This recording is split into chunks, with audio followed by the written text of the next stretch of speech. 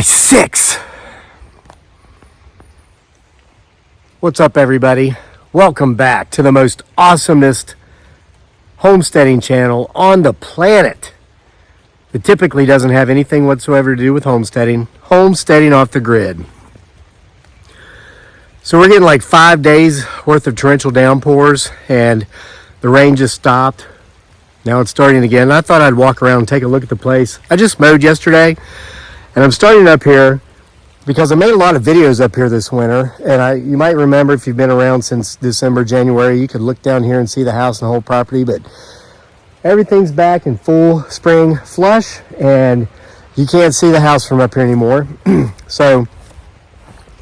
But I'm going to walk and talk for a bit. I haven't made a video in several days, and I'm going to do it now because there's been a series of strange events take place here over just the last couple of weeks with me, and maybe y'all have been experiencing this stuff too, and I think it's time to have a very serious conversation about something very serious.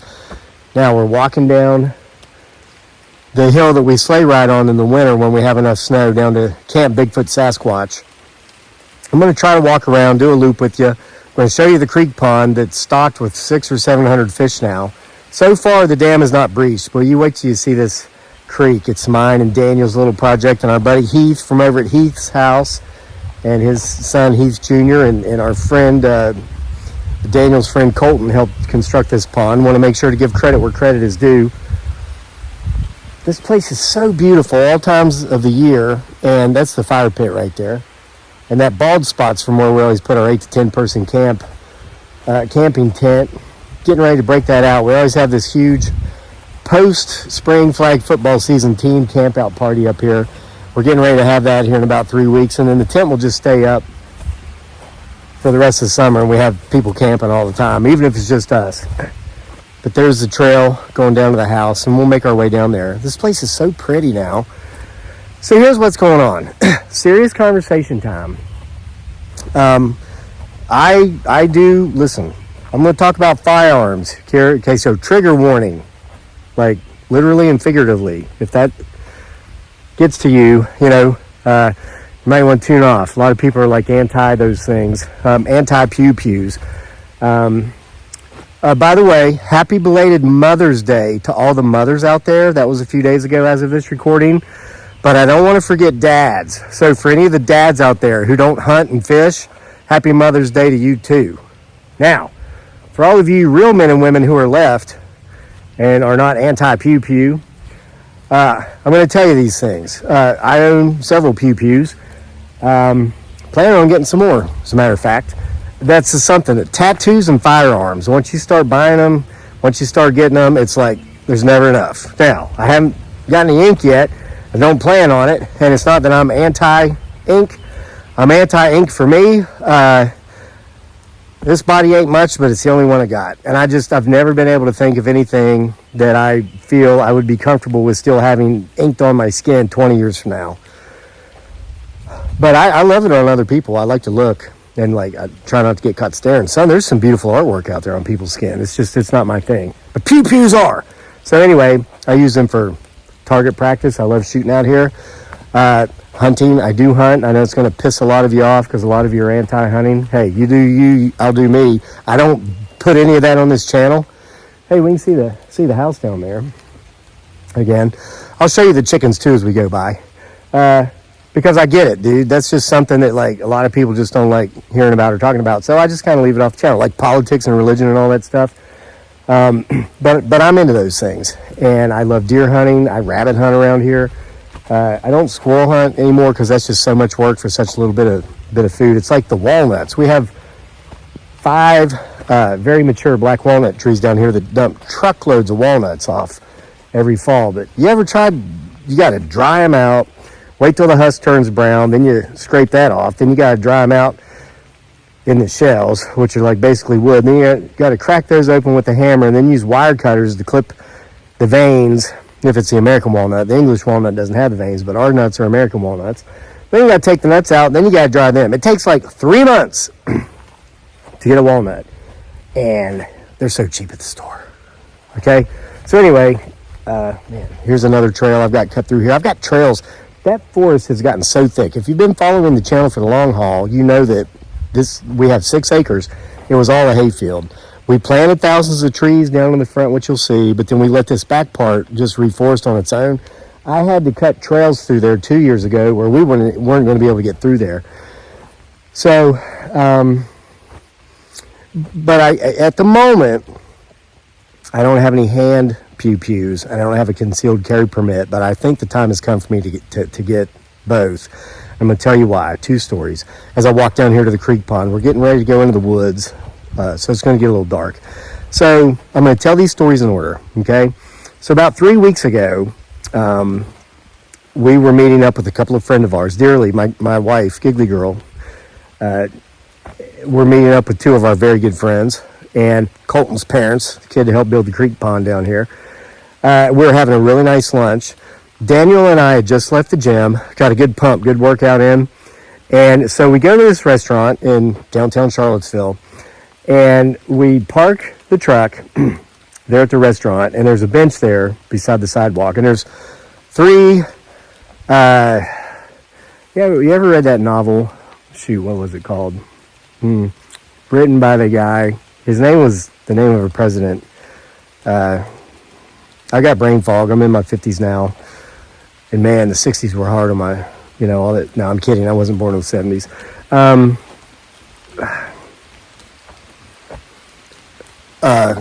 Questionable looking characters on the bench. 3 of them. They were men in their late 30s.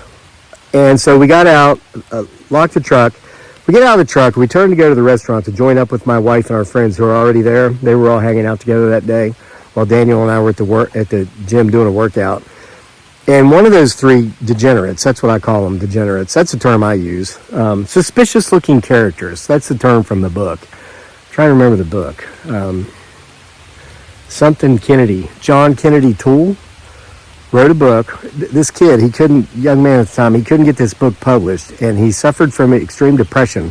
Though he was highly successful, he was a military officer, but he made the choice to take his own life. I would say the word for that, but social media would censor this video, but you know what that means, right? John Kennedy Toole, that was his name. Somebody knows the name of the book. You'll have to put it in the... I've read thousands, of course, of books, but I read hundreds a year, literally. But he called them suspicious-looking characters. I call them degenerates. So there were 3 degenerates on the bench. Look, I'm in the woods, and you can see our creek pond. See that water? That's actually the pond that we built. And so far, the dam's held. There's flooding in our county right now, but the little mud and cinder block dam that me and the kids made haven't broken yet. So we're walking towards the restaurant, and one of the degenerates on the bench say, "Excuse me, sir, can I ask you a question?" And usually I just ignore them. Sadly, in the last 15 or 20 years, the city of Charlottesville has allowed for a massive amount of degenerates to live on the streets. Whatever, I'm not going to get into it. The city council thinks it would be mean to get rid of them. So anyway, they've killed the downtown mall. The downtown mall in Charlottesville, it was a bricked up mall, the oldest of its kind in the country, built in 1976. Used to be a great place to hang out with families especially, but now you get harassed so much by degenerates down there, begging, asking for money. And I know some of the business owners down there. I've known them for years. I've done business with them. There's a guy down there, one of the degenerates, makes $10,000 a month, cash, of course, donations, because you got so many of the people here are so kind, because kindness is free. They encourage this degenerative behavior by giving these people money. And that guy has a wife on the mall that also makes $10,000. So they make $20,000 a month in cash, tax-free. It's roughly $250,000 a year. Pay no taxes on it. They party every night. They have a big party every night for all the degenerates in their apartment. So it's these types of folks. Guy says, "Hey, can I ask you a question?" And again, I normally ignore him, but in this, for whatever, I had the gym pump going. I said no. So we keep walking to the restaurant. And he says, "Yeah, well, you better keep an eye on your Dodge Ram, MFer." But he didn't, he said the words. Well, that pissed me off. So I turned around and I started walking towards him, I'm in kill mode, right? Like I'm back in Iraq and a roadside bomb just went off. And I'm like, "Yeah, why do I need to keep an eye on my Dodge Ram?" And you see the fear in his eyes. And he's like, no. What I said was, I'll keep an eye on your Dodge Ram. So I pull my phone out of my pocket. I'm getting ready to start recording the video, hand it to my son and say, Daniel, get this on video so we can prove I did not start the fight between these three guys that sent them to the either hospital or morgue, so I don't get in trouble. But then I caught myself. I was like, wait a minute, do you really want your kid to see this? So I made it look like I was taking a picture of these guys. And I actually didn't even take a picture. I put my phone back in my pocket. I caught myself, right? Like I had that sudden, kill moment, because that's PTSD and all that stuff. Let me show you this pond. It's really pretty. I should show you this while I'm talking. And I hear the thunder coming, so I might have to walk and talk quicker. But isn't this great? This is big, and we got 100 catfish, 400 minnows, and about 100 bluegill, the little ones that we've actually caught from our big pond down there and put in here. And I came up here last night with a flashlight, and the water was clear because the storm hadn't come yet. And I could put the light in there, and you just see all these catfish. They come up to the banks at night when it's dark. And we got giant tadpoles in here like this that the kids caught in the pond. So anyway, so the guy's like, no. I said, I'll watch your Dodge Ram. And so I acted like I took a picture, and I said, good. Thank you for doing that, sir. Thank you for offering to watch my Dodge Ram, because now if something does happen to it, I know who to come talk to figure out what happened, right? And they're like, yeah, yes, sir. And his buddies are like pulling him like, let's get out of here. This MFer's crazy, right? Well, they call me Crazy Lake for a reason. So anyway,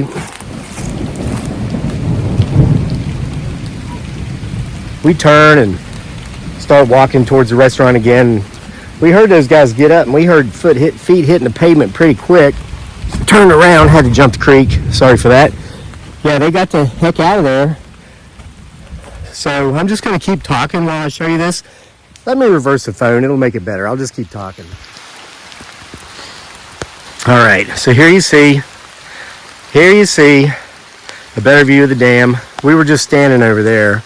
There's actually two spring-fed creeks that come in here, and we dammed it up so we could capture the water from both.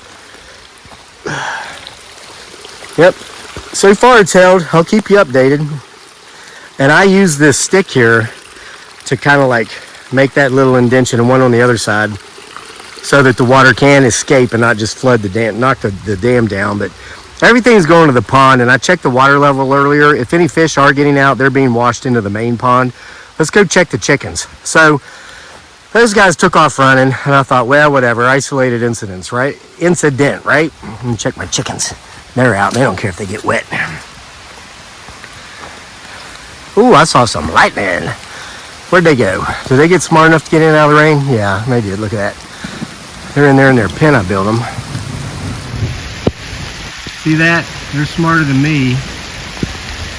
Yep, they're getting in there. There you go, girls. Get in there.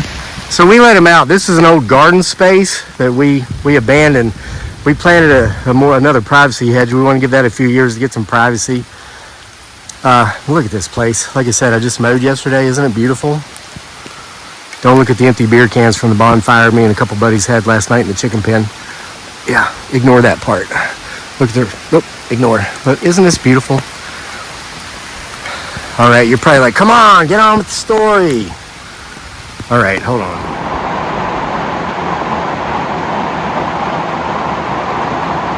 Get my six again. Clearly, the rain's not going to stop for a while. And clearly, I can't walk and show you the beauty of this property and tell you a story at the same time. So, I've come to the porch. What's that?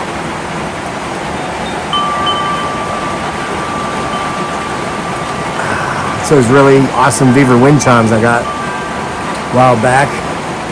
So, anyway,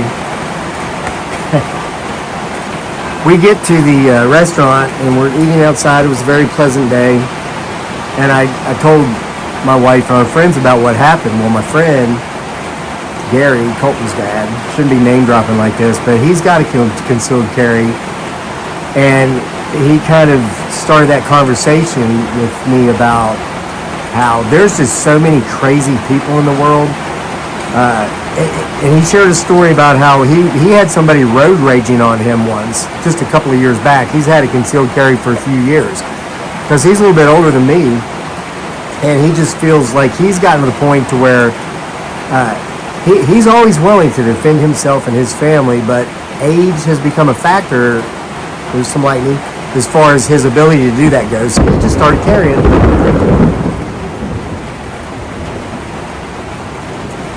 And then he said he's glad about it because a couple of years ago, some dude was road raging. I don't know what the infraction was that set this guy off, but this guy pulls up at a red light right beside him and is screaming at my buddy, telling him he's gonna kick his backside and pull over at the next wide spot. It was some punk, some 30-year-old punk. So my buddy Gary reaches over, grabs his piece, holds it up, never pointed at the guy because he knows that that's, what is that called?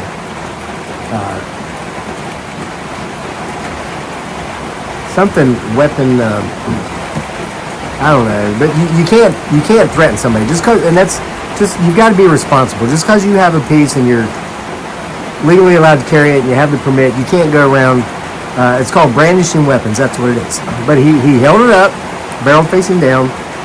He said to the guy, "Where would you like me to pull over?" He said that defused the entire situation. The dude was like, and took off even though there was a red light, and he got out of there and never had to see him again. So, okay, a couple of degenerates on the bench, 3 degenerates. I'm thinking, well, no, that's not that big of a deal. I just keep my mouth shut. The next time when they say, "Hey, can I ask you a question?" Because here's how the degenerates in Charlottesville do it. They did pass a law stating that they're not allowed to insinuate. They can't just ask you for money. But if they get you, if you speak to them before they've asked you for money, then they can ask you for money. So they are legally allowed to say, "Hey, can I ask you a question?" Or they'll say, "Excuse me, sir, do you know what time it is?" And I've had them do that too. And a couple of times I've been dumb enough to tell them what time it is. They go, "Oh, thanks. Hey, do you got a couple extra bucks on you I could have?" So whatever. That's just an easy one, right? But here comes a situation that really has me, I've already made my mind up. I'm getting a concealed carry. So this past weekend, after our flag football game, which we won again, I took, Dearly and I both, she went with me, we took 4 boys fishing, okay? All from our flag football team. Great group of kids, and we went to a local lake. I hope you can hear me over the storm. So we're there, the boys are fishing, and Dearly and I had done some kayaking. One of the boys kayaked a little bit. We made sure to be out there on the water with him while he was out there. Everybody was back on the banks. Well, Dearly had to go to the bathroom. So they have a public restroom up there, nice cinder block building with running water and lights and all that. So we're heading up to this building, and there's a degenerate up there. And this is out in the country. This isn't in the city. You have to be able to drive to get out there. There was a degenerate up there. He had a car, and he was leaning on the hood of his car. And he was making some very strange sound with his mouth. Like, just kept doing that over and over. Standing there with his arms crossed. So we're walking. I noticed his sound. I look up, and I notice it's this guy, and he's like glaring at my wife and I like he wants to murder us. And I'm like, that's weird. So I kind of look away. So we keep going. We're getting closer. He keeps making this sound, and I can just feel his eyeballs following us, right? And he was probably 35-ish. He's about my wife's age. I'm 52, going to be 52 this year. We had to go right past this guy. So he's making that annoying clicking sound, completely trying to get our attention. So I look over at him, and I smile, and it was a beautiful day. And I said, "Hey," I said, "isn't this a great day to be out here?" And he says, "It's not safe for you to be out here." And I thought I misheard him. And I said, "What?" He said, "I said it's not safe for you to be out here. You are not safe out here." And so Dearly's like squeezing my hand. So I look away, and we keep walking to the bathrooms. They're like 10 yards away at this point. We get to the bathroom, open the door for her to go in, and she says, "I'm scared. What do we do?" I said, "Listen, you do what you got to do in here. You take your time doing it. I'm outside this door. Don't worry about me. And when you're done, we're going to leave, and we're going to go at a side angle. We're going to walk away from this guy to where we won't make eye contact. We don't have to pass him." Okay? So she does her thing. She comes out, and that's exactly what we did. We walked like from a different angle so we wouldn't see this guy. he was clearly, I would call it a veiled threat, but other people would say, no, that was a direct threat. So anyway, we walked to a different angle down the lake. Now, the boys had moved to a different portion of the lake. We could see them, but they were not anywhere really that close to this lunatic. He was a degenerate and a lunatic.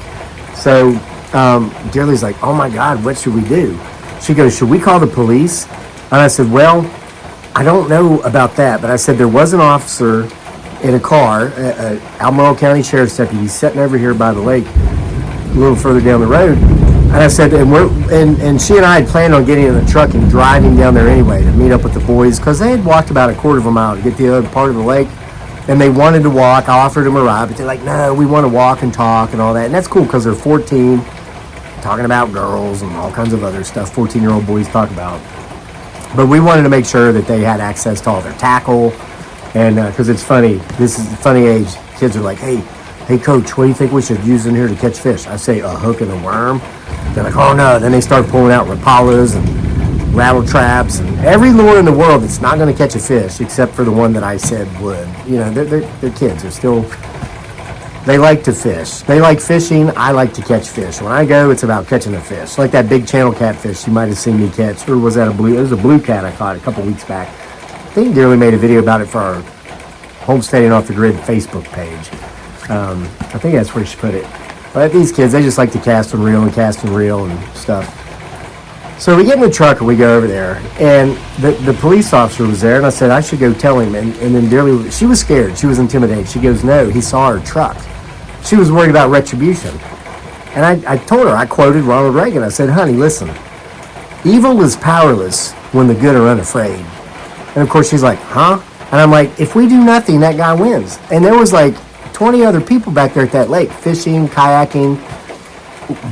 We're out of that dude's, line of vision, but they're not. What if he's up there? What if he's a lunatic with a pew-pew and he decides to just commit a mass pew-pewing? We had one of those lunatics in that town, Crozet, Virginia. This lake was right outside of Crozet. 2 months ago, we had a lunatic take a bunch of loaded firearms, wait outside the grocery store. People started coming out. He started shooting.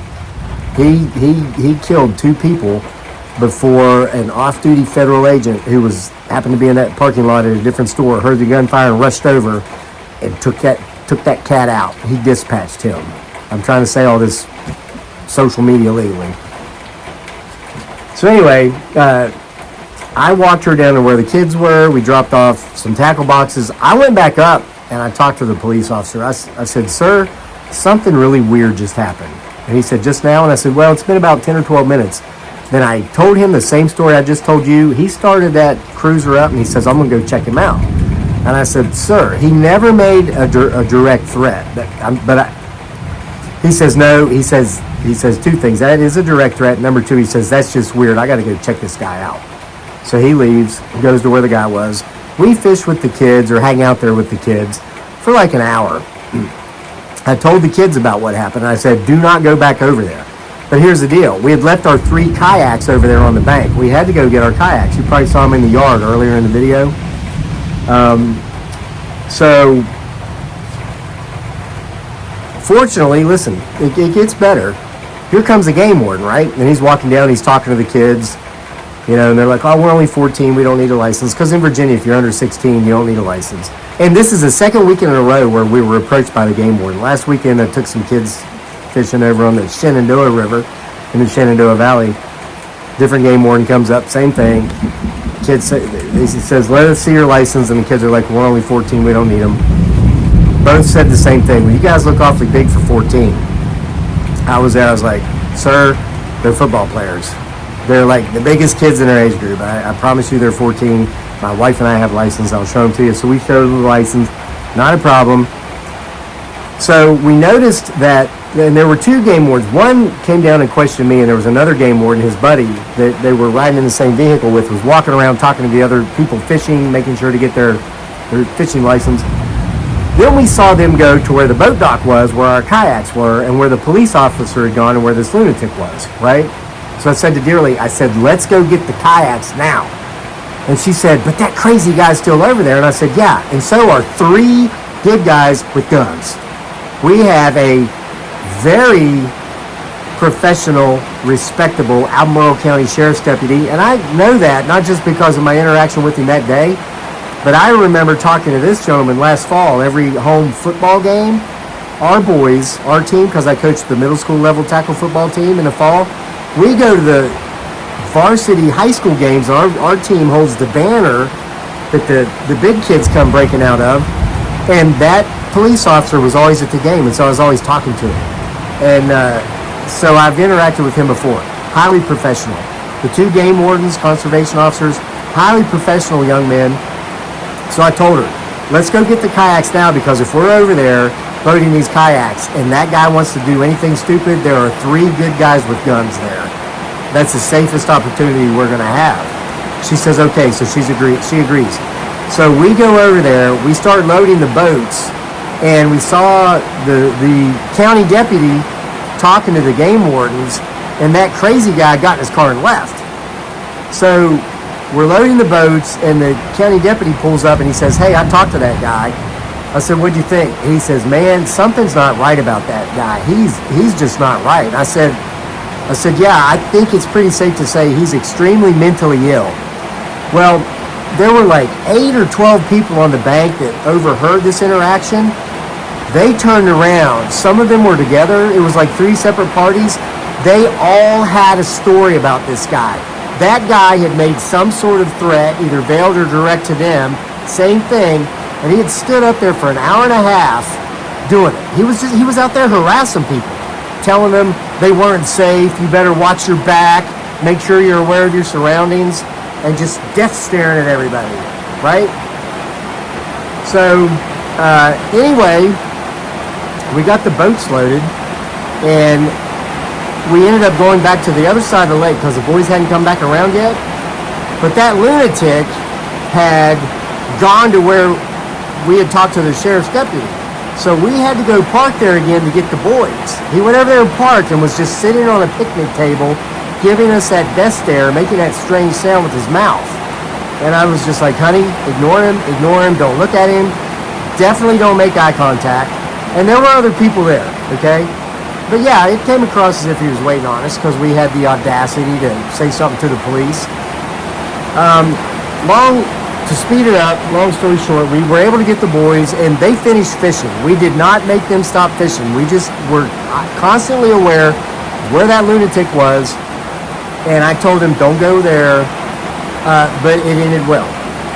But on the way home, I looked at Dearly, and I said to her, I think the time has come to get a concealed carry permit and a handgun, a hand firearm, because there are just so many lunatics in our society today.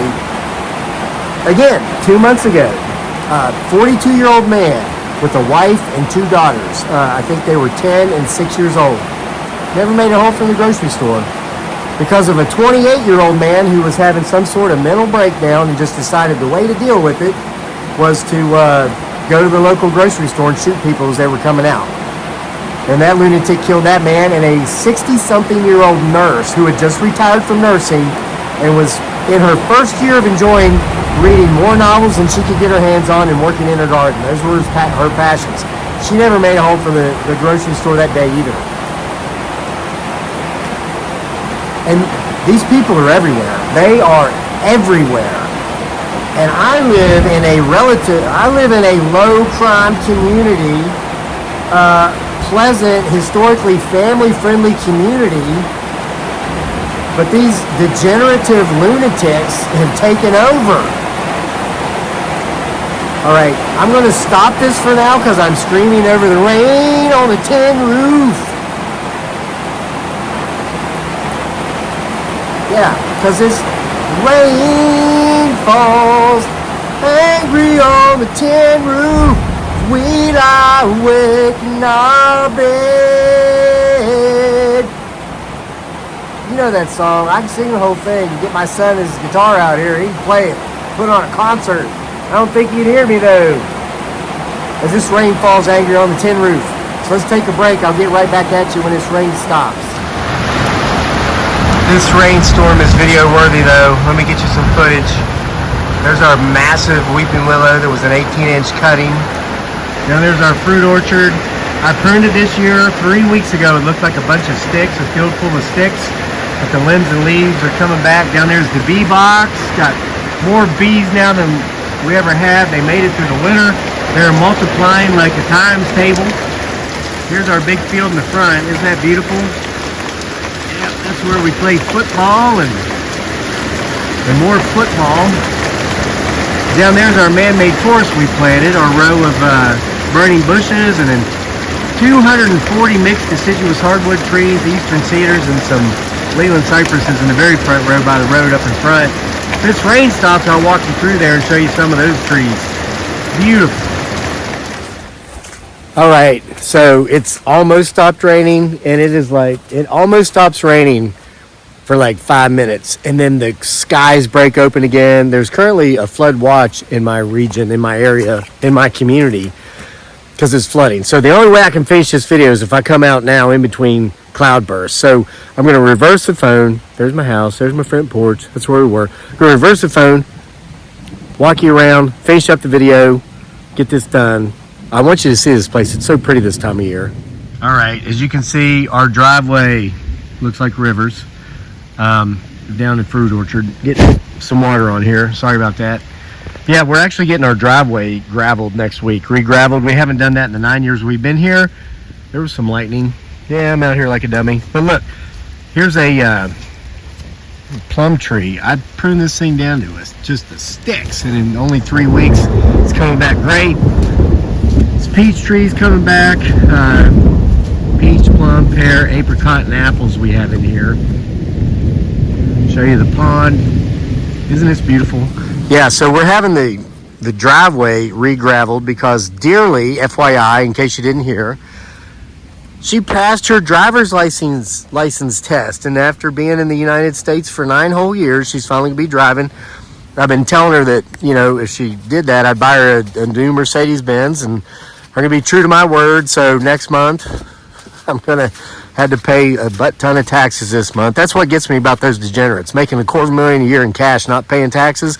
I make way more than that, but mine's taxed.